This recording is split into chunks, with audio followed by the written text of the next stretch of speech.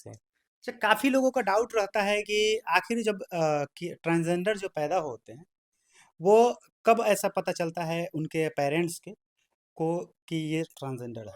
देखिए, ये तो पता चलता है जैसे 12 साल, 13 साल का जैसे ही उम्र होगा ना, तो कोई अगर मेल में किन्नर होगा या फीमेल में किन्नर होगा, तो उनका 12 या 13 साल की उम्र में उनका पता चल जाता है। जो मेल किन्नर होते हैं, उनका थोड़ा और पहले ही पता चल जाता है, जैसे 7-8 साल का होता है ना, तो उस टाइम उनका पता चल जाता है कि उनका जो प्राइवेट पार्ट है, वो ग्रोथ नहीं कर पाता है। जी।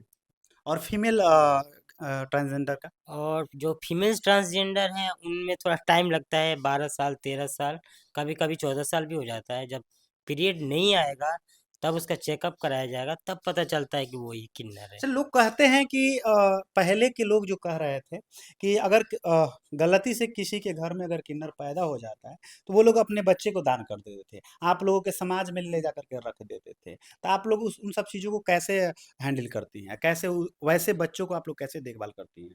देखिए, जैसे एक माँ अपने बच्चे को देख रेख करती है, वैसे हम लोग भी करते हैं।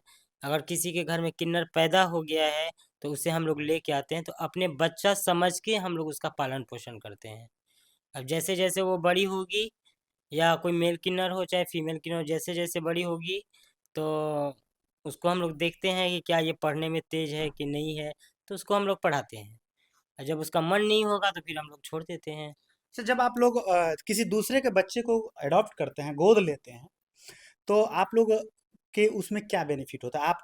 आपके समाज को क्या फ़ायदा होता है उसको लेने से? देखिए, उसको लेने से हम लोग को कोई इतना ये फायदा नहीं होता है, बट हम लोग ये सोचते हैं, हम लोग के अंदर मतलब दिल में ऐसा ममता होता है कि जैसे कि अब हम लोग सोचते हैं कि जैसे हम लोग भटक रहे हैं, इतना दुख किए, ये कष्ट किए, इतना वो ना करे। जी। हम लोग बिना किसी भावना के, बिना किसी भेदभाव के, जो बच्चे ट्रांसजेंडर होते हैं उसे हम लोग पाल देते हैं, अपना बच्चा समझ के पालते हैं।